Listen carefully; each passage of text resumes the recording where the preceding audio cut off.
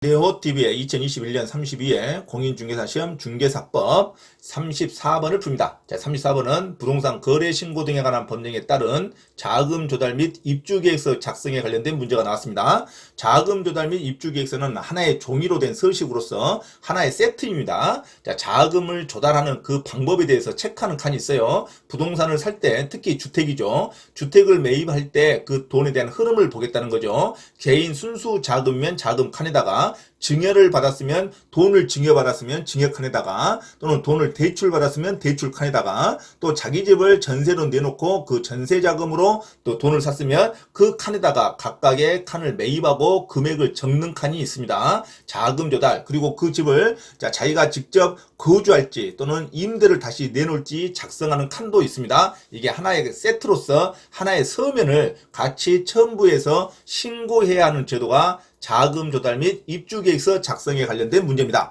자, 자금 조달 및 입주 계획서 작성은 투기를 방지하기 위해서 국가가 매수인의 돈의 흐름을 들여다보겠다는 거죠. 그래서 자금 조달 및 입주 계획서 작성은 매수인이 단독으로 서명 또는 날인해서 신고관청에 제출하는 거지, 매도인과 공동으로 제출하는 게 아닙니다. 자금 조달 입주 계획서는 매도인과 아무 관계가 없죠. 매도인과 공동으로 제출하는 게 아니라 매수인이 단독으로 제출하는 겁니다. 그리고 비규제지역, 일반적인 주택이죠. 일반적인 규제지역, 비규제지역. 하지만 서울 전역은 투기과열 지구와 조정 대상 지역으로 들어있기 때문에 서울 지역은 빼는 겁니다. 이게 지방의 수원 같은 것도 빼야겠죠. 자, 인구가 밀집되어 있는 도시도 빼는 거죠. 자, 그래서 일반적인 중소도시, 비규제 지역의 주택에서는 조합원 입주권 뿐만이 아니라 신규 분양권 주택 거래 대상에 대해서 실제 거래 가격이 6억 원 이상일 때 자금 조달 및 입주 계획서를 작성합니다.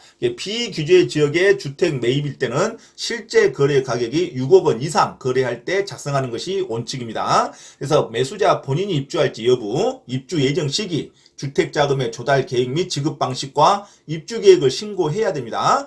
실제 거래 가격이 6억 원 미만일 때는 해당 없음에 표시를 하면 됩니다. 이거 6억에 대한 기준점은 비규제 지역의 주택입니다. 비규제 지역의 주택은 6억 원 이상 거래할 때, 6억 이상 거래할 때부터 자금 조달 및 입주 계획서를 작성하는 거고, 누가? 매수인이 작성하는 겁니다. 매도인은 아무 관계가 없죠. 그 다음에 서울 지역을 포함해서 투기 과열지구, 조정 대상 지역에 소재할 모든 지역은 자, 거래 금액에 관계없이 모든 거래일 때 자, 거래 신고와 동시에 자금 조달 및 입주 계획서를 작성해야 됩니다. 자, 2020년까지는 3억 원 이상이었는데 이 3억 원도 없어졌어요. 삭제됐어요. 자, 모든 금액 1억이든 2억이든 투기 과열지구와 조정 대상 지역에는 모든 금액의 주택 거래 적용 시에 자, 입주 계획서와 자금 조달 계획서를 첨부해야 됩니다. 투기 과열지구와 조정 대상 지역 소재 모든 금액의 주택 거래일 때는 다 적용된다는 거. 자, 자금 조달 계획 및 지급 방식과 입주 계획을 신고해야 됩니다. 모든 금액 주택 거래 적용 시에 다 적용됩니다.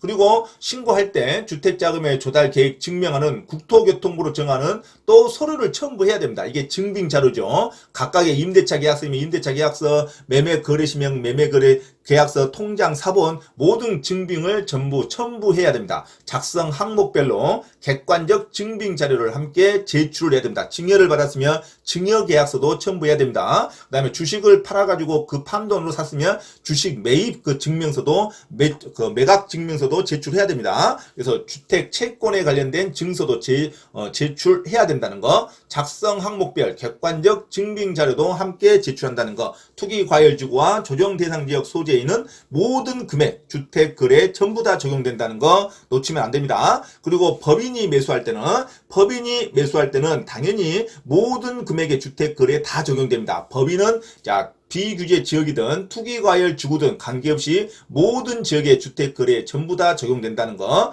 법인 매수 시 자금 조달 계획 및 입주 계획서는 모든 지역과 금액에 관계없이 모두 자금 조달 계획과 입주 계획서를 작성해야 된다는 거. 규제 지역과 비규제 지역 전부 해당합니다. 그리고 법인은 특별히 법인 등기 현황과 특수관계 여부, 주택 취득 목적 등을 추가로 신고해야 됩니다. 법인 등기부 현황과 특수관계 여부, 대주주가 샀는지 등기부상의 그 매수인과의 특수관계 여부, 그다음에 주택 취득 목적 등을 추가로 신고해야 할 의무도 있습니다. 자, 투기과열주구와 조정대상 지역은 모든 금액에 대해서 자, 입주 계획과 조달 계획, 자금 조달 계획을 작성해야 되고, 그다음에 법인은 모든 지역에 전부 자, 자금 조달 계획과 입주 계획서를 작성해야 됩니다. 자, 국가기관하고 거래할 때는요, 자금 조달 계획과 입주 계획서 제출이 면제됩니다. 국가기관은 투기를 조장할 이유가 없죠.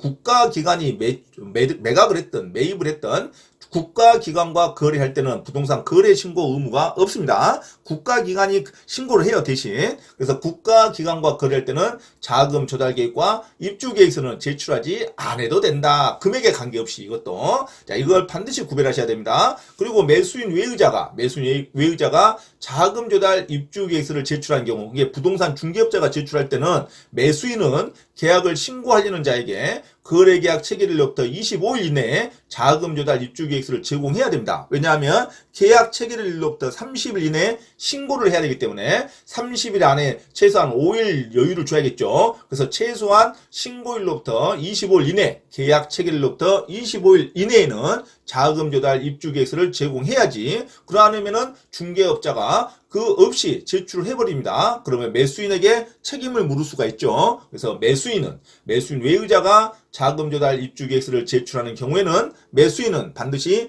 계약일로부터 25일 이내에 자금 조달 입주 계획서를 제공해야 된다까지 기억하시기 바랍니다. 아주 쉽죠? 자금 조달 입주 계획서는 부동산 거래 신고할 때, 거래 신고는 언제까지 한다? 계약 체결일로부터 30일 이내에 신고를 해야 됩니다. 그리고 자금 조달 입주 계획서는 거래 신고와 같이 첨부 서면으로 제출할 건데, 자, 주택에 대한 매입 신고일 때, 매입 거래 신고일 때 자금 조달과 입주 계획서를 작성하는 겁니다. 누가 작성하냐면 매수인이 단독으로 작성하죠. 매도인과 작성할 이유가 없죠. 매도인과 공동으로 작성한다면 틀린 문장입니다. 매수인이 단독으로 작성하는 거고, 비규제 지역 주택에서는 6억 원 이상부터 자금 조달 입주 계획서가 작성되는 거고, 비규제 지역이 아닌 규제 지역, 투기 과열 주구와 조정 대상 지역에서는 모든 금액의 주택에 전부 작성이 돼야 됩니다. 모든 금액의 주택에 전부 작성이 되고, 특별히 작성 항목별 객관적 증빙 자료도 함께 제출해야 됩니다.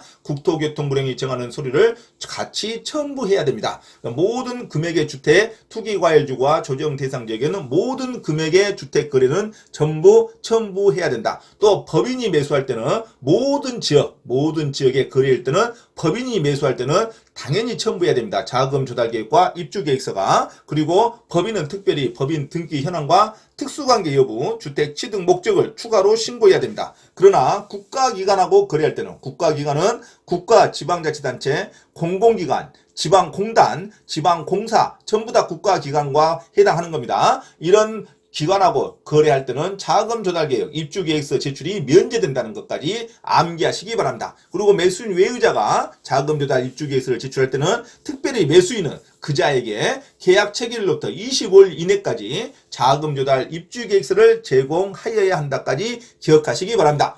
자, 그러면 공인중개사 시험 중개사법 34번 문제를 풀어드리겠습니다. 자, 문제. 자, 갑이 건축법 시행령에 따른 단독주택을 매수하는 계약을 체결하였을 때 당연히 계약 체결일로부터 30일 이내에 부동산 거래 신고를 해야 됩니다. 부동산 거래 신고 등에 관한 법령에 따라 갑 본인이 그 주택에 입주할지 여부를 신고해야 하는데, 자, 입주할지 여부는 입주 계획이죠. 입주 계획과 자금 조달 계획이 하나의 세트입니다. 자금 조달 계획과 입주 계획이 하나의 세트이기 때문에 같이 신고해야 하는 경우 모두 고른 거. 갑을 병은 자연인이고 정은 지방공단이랍니다.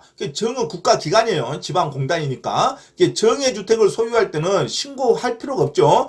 정의 주택을 매입할 때는, 자, 갑이 정의 주택을 매입할 때는 국가기관하고 거래했으니까 자금 조달 입주 계획을 제출할 필요가 없습니다. 자, 자금 조달 입주 계획, 입주할지 여부를 신고해야 하는 경우를 모두 고른 거 기억 들어가 있습니다. 기억. 갑이 주택법상 투기과열지구에 소재했답니다. 투기과열지구에 소재하든 또는 조정 대상 지역에 소재하는 주택을 구입할 때는 자, 금액에 관계없이 모두 신고합니다.